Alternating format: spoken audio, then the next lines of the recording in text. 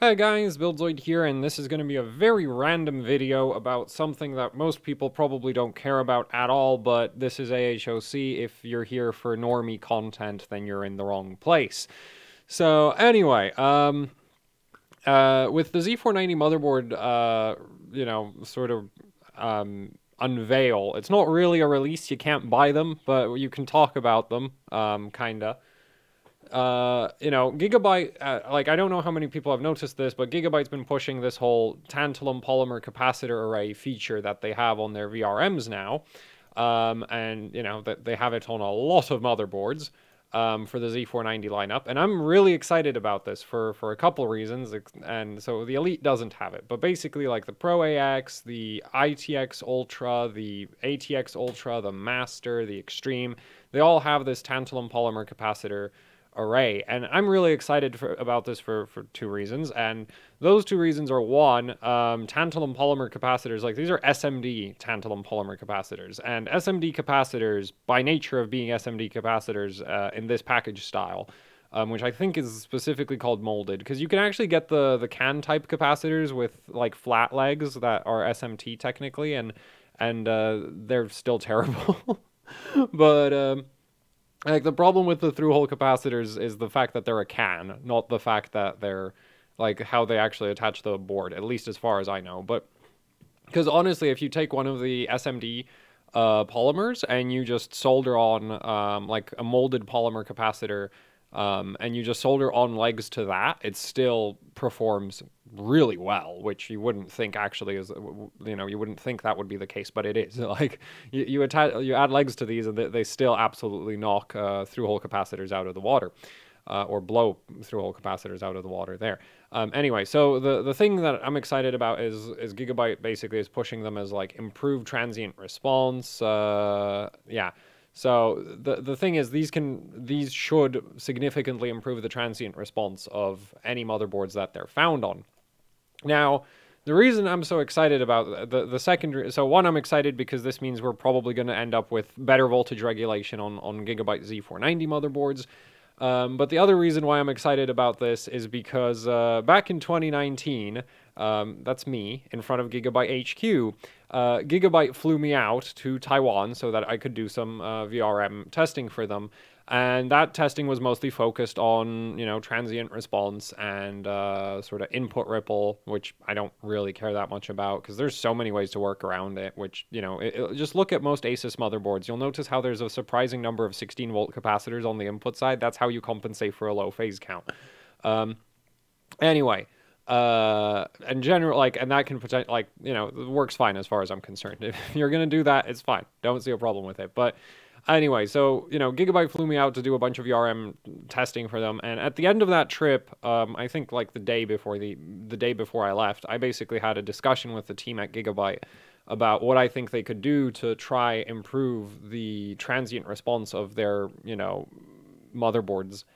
And essentially, in my testing, what stood out to me at the time that was testing X570 motherboards, like the motherboard that really stood out to me in that testing was the X570 ITX board from Gigabyte, because that board is $220, and at that price point, there wasn't another motherboard that I tested that was even like there were some that were getting close to the performance of that board, but nothing that was like within margin of error. Okay, like everything was well away from that little ITX board. So, yeah, I basically went like, yeah, if you could just take that VRM off of the ITX board and put it onto the ATX boards, that would be great. And so for the phase count side of things, they were like, okay, there's some issues that we don't need to get into, but the main thing that they pointed out to me that was like, you see Buildzoid, those SMD, because the reason why that board was so good at transient response was because the entire output filter of that board is SMD aluminum polymers. And so Gigabyte was like, yeah, see, those are 10 times the cost of our regular through-hole capacitors. There is no way we are putting them on like mainstream ATX boards. It's fine for a low-volume ITX motherboard. It's fine to make, ITX is this sort of weird form factor where the motherboards are either absolutely atrocious or incredible. And there's not really much of an in-between between those 2 points. And yeah, so, and the reasoning for it is like, either because of the small form factor, you either massively sacrifice build quality, or you massively sacrifice like the profit margin, because at the same time, like, you know, so like ITX board, because ITX boards are also relatively low volume from my understanding. So basically ITX boards get built to either god-awful quality standards or much higher quality standards than a lot of the like ATX boards. Now for an ATX board, not acceptable to go with a bunch of really expensive capacitors. And so my response to that was like, well, you don't have to replace the entire output filter with, you know, expensive SMD capacitors. You could replace just part of it. Now, I don't actually know how much, you know, that's gonna do for your transient response, but like GPUs do that. Motherboards, like I've seen motherboards in the past from other vendors do that. Like I would assume it helps. Like I'm not sure. I've never tested this. I've never actually designed a motherboard. I've never designed never designed or built a VRM myself. But this is a thing that a lot of well-performing VRMs have done in the past. So I would assume, you know, you could kind of copy that. And then for like your high-end boards, like, does it really matter if the caps are 10 times more expensive if the board is going to be like $700+ anyway, right? Talking about the extreme. And so it looks like Gigabyte actually, you know, tried out my suggestion to not replace, because the through-hole caps are still there. So they're not replacing the entire output filter because, again, that would just get insanely expensive. But it looks like they did test out the tantalums, and which I personally prefer aluminum polymers. At least from the spec sheets, the aluminum polymers look better, like by spec. At the same time, they're harder to get in higher voltage ratings, and I don't know. Like Gigabyte has been using like these are Panasonic pause caps. Whereas I would have gone for like SP caps from Panasonic, which those are the aluminums. The pause caps are the tantalum. But anyway, so Gigabyte likes the pause caps. They must have some reasoning for that. I personally prefer the aluminums because at least on paper the ESR specs are way lower. So, and you can get them in a three terminal package, which is even more expensive than the regular 2-terminal SMD package. So, like I can totally get you know, that those aren't very popular.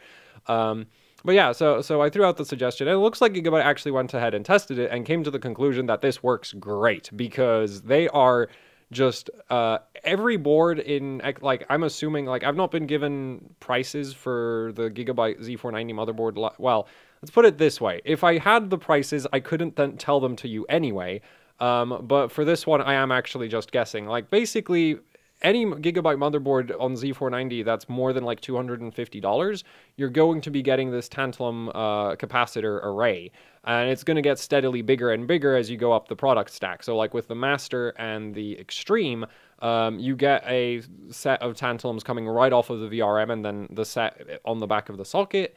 Right, so that's the same on both of them. We don't get to see the back of the Master, but the Master does it on the back as well. The Extreme takes it to like extreme levels where they also have tantalums on the input filter, which is like, okay, cool.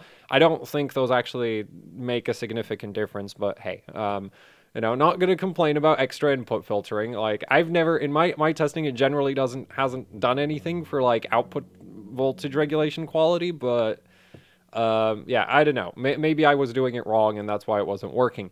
And they've also added a bunch of them to the memory. Now, the memory ones, I am very suspicious that those literally don't do anything for memory overclocking, but it is something I'd like to test. So I'll need to figure out some way to test if that actually makes a difference, because I do suspect that, like, that is cool, and if that works, that would be a really, like it would be cool that this is a thing that works and you can do that. At the same time, I also suspect it doesn't do anything because it's DDR4, and DDR4, like, it's, like, I'm not sure, like, DDR4 doesn't seem to care too much about power delivery, based on, like, my experience with it, but, anyway, at the same time, like, we'll get through this. So, anyway, so Gigabyte's whacking these tantalums onto their boards, and I just think it's really cool that, you know, like, one, because here's the thing, when I came back from that trip to Taiwan, I was fully expecting it to actually have no impact whatsoever. I wasn't expecting Gigabyte to change anything at all about their motherboards. I thought it was basically just like, mostly like a, I didn't expect anything to actually happen from that, because let's be honest, you fly out a, you know, at the time my channel was even smaller than it is now, and it's like, I'm not a big YouTuber, You fly out this random freaking YouTuber kid to Taiwan to test your motherboards for you, and he goes, yeah, maybe add these really expensive capacitors to all of your boards instead of just some of your boards, and maybe you'll get better transient response. And so yeah, I wasn't really expecting anything, but apparently it works, because we now do see it on, you know, a lot of Gigabyte's lineup. And the ITX as usual, because again, there's just not enough space for the cheaper capacitors. Like, this thing has the socket caps, but it's also just completely decked out in tantalum, like the entire output filter as usual. Like, so I'm really excited to try test this with the oscilloscope again. Because yeah, this just looks like, this is really interesting, and I need to figure out some way to test that for the memory, because I'm very, very interested to see what that does. So yeah, I'm excited that, like, one, excited that this can potentially mean better voltage regulation for the motherboards, and at the end of the day, you know, my goal with AHOC is to make finding a good motherboard easier and reduce the number of bad motherboards that you can buy, right? Which basically are the same goal. So it's like, if all motherboards get good, then I've I would consider my goals complete, right? If you can't find a bad motherboard, then I've done exactly what I was aiming for. Anyway, so yeah, this is really cool. And yeah, you have it. So you have, like, the Extreme and the Master have a similar configuration than the Ultra, the ITX. Well, the ITX Ultra is probably going to be in like this middle. I'd expect the ITX Ultra to be in this mid step between the Aorus. I really wonder how it's going to work out. Like, it could be this midpoint between, like, the regular, like the Master and the Extreme and the other boards, because, like, that is a lot of tantalum. Like, that is a lot.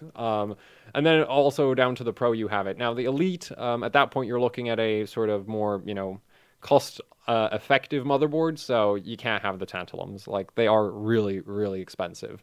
So, you know, that's how they end up only on the higher end boards. But yeah, so I'm really interested to test this out, and I just think it's cool that, you know, my trip to Taiwan actually led to something, because I like, you know, at the same time, I feel like this whole video is giving me way too much credit. But, like, I did actually have that conversation with the team at Gigabyte, where it was literally like, I don't know, just maybe add some add some SMD capacitors to the ATX boards. Like, don't necessarily replace all of them, just add a couple. So obviously Gigabyte actually had to do the, you know, heavy lifting of implementing the design, and testing that it actually works and isn't just a, like, you know, like, that it doesn't do anything. Yeah, it's really cool that they're doing this. At the same time, I would like to point out that Gigabyte aren't the only, like, Gigabyte is, like, pushing this as this, like, new unique feature for their motherboards, but it's really not, okay? So let's go through the other boards. So MSI for the Z490 Godlike, this is just full aluminum polymers on the output. Like, the entire output filter is aluminum polymers. So this is a board I'd really like to test on with an oscilloscope as well, because it's just like that is a lot of aluminum. And MSI has been doing this on the Godlike series for a very long time. Actually, MSI has been doing this before they even had a Godlike motherboard series. Like, they have motherboards going, like, I think that even, like, you can go, I think, like, the 990FX GD80 even had this. Like, so MSI has been doing these, and I think they even have an X58 board that did this. Like, so MSI has been doing this for ages and ages and ages on their, like, top of the line boards. So yeah, that's neat. And then if we look at EVGA for Z390, EVGA, you know, was the best motherboard for transient response in my testing, with the Z390 Dark. And at the time, I came to the conclusion that it's probably because the entire output filter was just a bunch of tantalum, you know, like, again, these are the same sort of Panasonic pause caps that you see on the Gigabyte boards. Maybe a slightly different SKU, but they're still the same, like, pause cap capacitor family. And so EVGA is just a huge fan of these things. And on Z390, they had a output filter that looked like this. For Z490, they've seemingly have decided to take it to the next level, because that's a bunch of SP caps rammed into the socket. So that, like, those could be 3 milliohm ESR SP caps from Panasonic. They're not the 3-terminal variant, which makes me kind of sad, but at the same time, like, getting those caps into the socket has, like, you also have to work, like, the thing is, the third pad on a 3-terminal capacitor, like that third pad is meant to improve the ESL of the cap, but if ultimately it isn't connected properly to the ground plane of the motherboard, it doesn't need to be there. So, you know, if you can't actually like work it into the layout of the board, then it doesn't, like, there's no advantage to using a 3-terminal cap instead of a 2-terminal cap if the board ultimately isn't laid out for it to actually have a benefit. So yeah, but still, so EVGA has just taken what, like, the Z390 Dark was already incredible, and they seem to have just decided, yeah, for Z490 we're going to take it to the next level.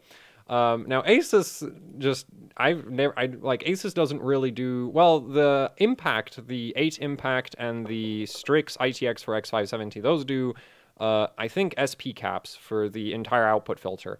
But what I find really interesting with the Apex here, is that they've put these two, like, those I assume are pause caps, just like, pause caps are a specific product line from Panasonic. Like, there's other manufacturers of tantalums, but yeah, I'm gonna guess those are pause caps, just because Panasonic's a really popular source for sort of your high-end capacitors.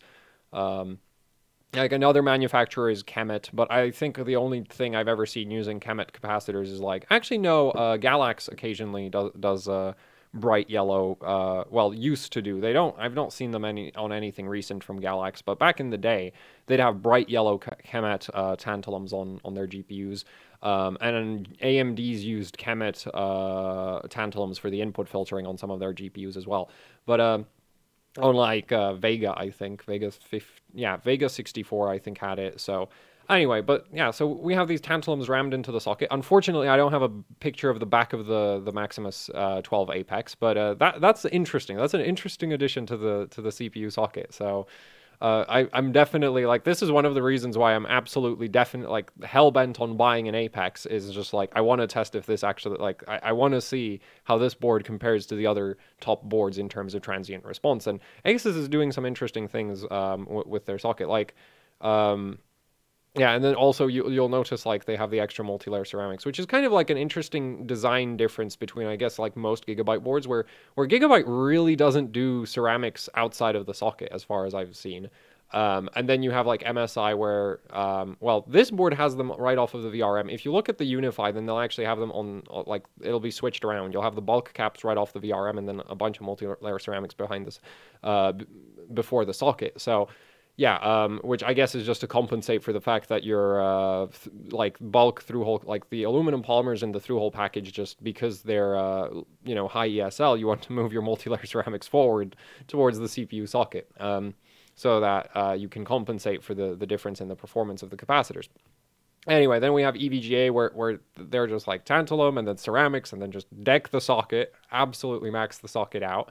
There has to be no extra space. The back of the board they decided to just use as a power plane, so you can't, like, if you want to put caps in this area, you'd have to put holes in the power plane. I guess they decided that ultimately they'd rather have one massive, yeah, that's just, actually no, that looks like it's a ground fill. So they just decided that they're just going to have all ground on the back and no holes in it.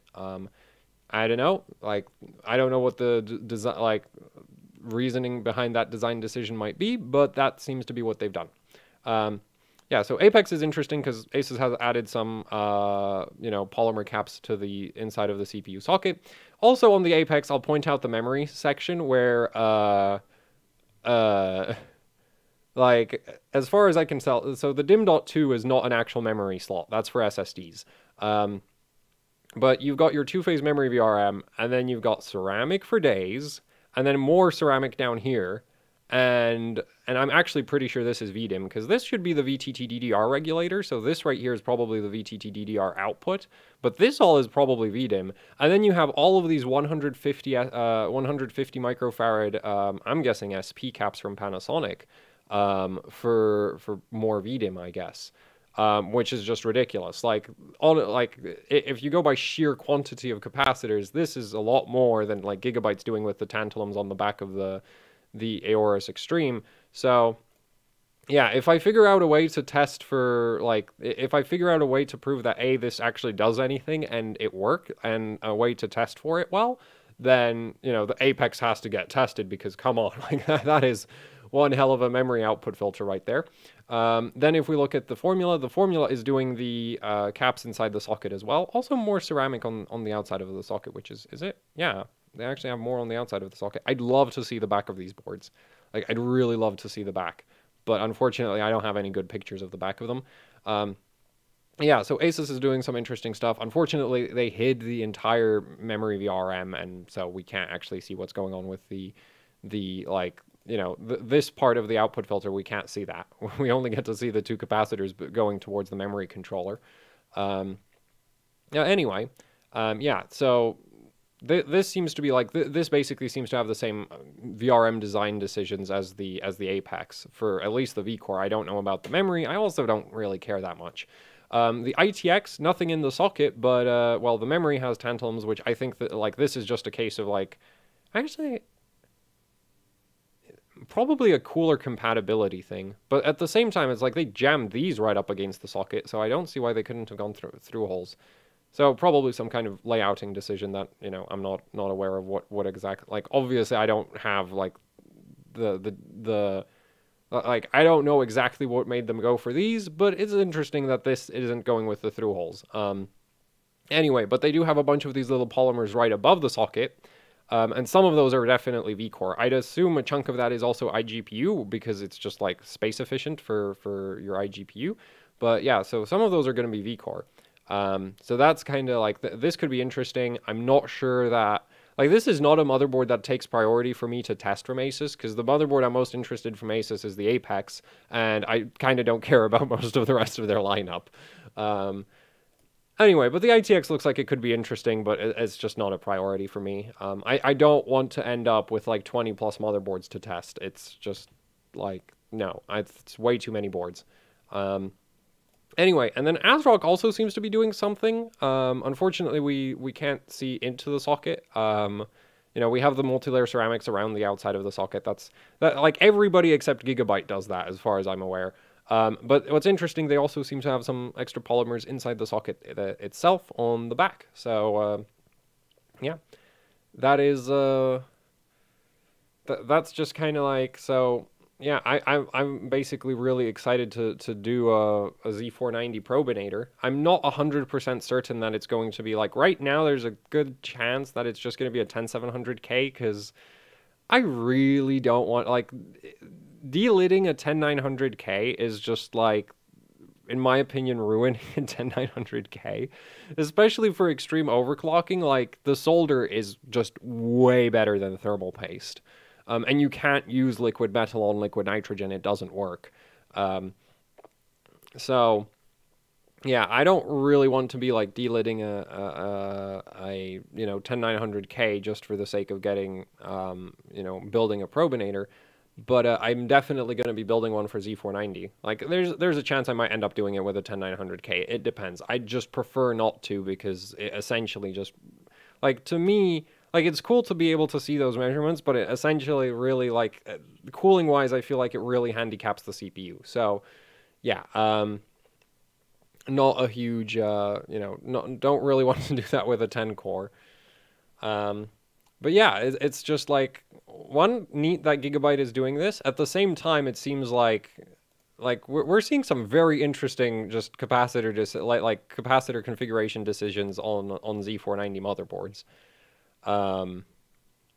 Like, MSI seems to just be, like, MSI is just rolling with what they've been doing on the Godlike series for as long as there's been a Godlike series, but EVGA has just kind of gone, like, the Dark was already really good, and then they see fit, like, the Z390 Dark was amazing, and then they see fit to add more to the Z490, so I wonder how the, like, actually what would be really cool, if I had a 10600K probinator, that should behave in terms of transients very similar to an 8700K, so I could actually do, like, I would get probably data that's relatively comparable to the Z390 testing, right? So then I could do, like, Z490 motherboard transient response versus Z390 motherboard transient response, or I could just take the 10700K and disable 2 cores. That also works. Yeah, like, whatever CPU I end up, like, as long as I start with enough cores, you can just turn off the excess, right? Yeah, like, I'm kind of excited. Like, the fact that we're seeing these, like, this is pretty unique. Like, like, the funny thing is, for GPUs, this wouldn't be that strange. If you've seen any high-end, like this, quite frankly, looks like, say, a GTX 480 from behind. Or like a lot of high-end NVIDIA GPUs will do this, where they'll just mash a bunch of polymers right behind a core. Interestingly enough, AMD doesn't do this. Like, AMD reference cards will go for, like, out of their way to have, like, a bunch of tiny little multi-layer ceramics. And then a lot of, like, well, NVIDIA recently has gone, like, if you look at the 20 series, then unless you have, like, a downcosted 20 series card, you're going to have a bunch of multi-layer ceramics behind the core as well. But, yeah, if you go, like, GTX 480, GTX 580, 680, 590, 780, 780? Yeah, I'm pretty sure 780s did it. 1080 Ti's, I think, did it as well. Like, you'd have the polymers right behind the GPU core. Now, the funny thing is, I think actually on GPUs, mashing a bunch of multi-layer ceramics behind the core is probably more effective than if you did that on the motherboard, because on a motherboard, your VRM, you're going through a CPU socket. And as far as I'm aware, the impedance of a CPU socket is much higher than a BGA. So, which basically means that with your capacitors, like, so the cap itself has an ESR and an ESL, which affects how good it is at, soaking up transients. But the CPU socket itself will actually add some extra inductance in series and extra resistance in series with the capacitor, and the power plane does too. So, that's why, like, the 3-terminal SP caps from Panasonic, it's like, well, if you don't actually have the layout to make those work, they're completely worthless compared to the regular 2-terminal ones, because it's just like, if you don't actually connect them properly to the ground plane, sure, the package might be lower ESL, but your connection from the cap to the ground plane isn't low yet, like, isn't, low enough ESL to actually make that useful. So, or low enough inductance to actually make that useful. So, yeah, Z490 power delivery looks very interesting, because, like, this is why I'm excited for Z490. Like, and honestly, if Intel had announced a Z390 version 2, or, like, they hadn't changed the socket, I would have still been excited, because it's just like, well, they did add some extra power pins, but most of the additions to the socket are extra PCIe connectivity, which I think I can't talk too much about what that connectivity is for yet, but it's there. Like, there's a bunch of extra PCIe connectivity, and that's why we've gone from LGA 1151 to 1200. Though the funny thing is, with like, the thing is, like, the 10900K could honestly, like, they could have honestly put that CPU on a Z390 as far as I'm concerned. And if we had a new wave of Z390 boards, I would have been totally cool with that. But anyway, like, ultimately, I don't actually care that much about, like, what Intel's, CPU decisions. I just think these boards are cooler than the Z390 boards we got, so I'm excited for that. Anyway, so yeah, that's it for this video. Like, I don't know. I kind of feel like I might have two, like, well, like, yeah, I'm excited to test all of this. And it's really cool, like, that, we have all of these, like, the other motherboards is, like, some of them are just working on what they already started with, where it's just like, the dark was already ridiculous, and it's just like, now it's more ridiculous. Well, that's what we like to see, don't we?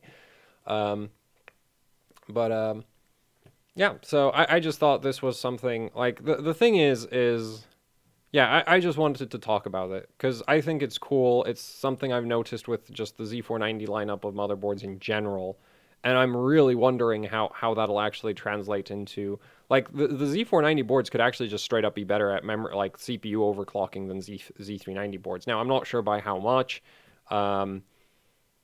but yeah, it's interesting. So that's it for the video. Thanks for watching. Like, share, subscribe, leave any comments, questions, suggestions down in the comment section below. If you'd like to support what I do here with actually hardcore overclocking, then I have a Patreon and also a Teespring store. Teespring, you get merch. Patreon, you kind of get nothing, except you get to feel good about, supporting the actually hardcore overclocking channel. Yeah. And they both help out immensely with running the channel. So if you could check out the links down in the description to both the Teespring and the Patreon, that would be great. And yeah, that's it for the video. Thanks for watching, and goodbye.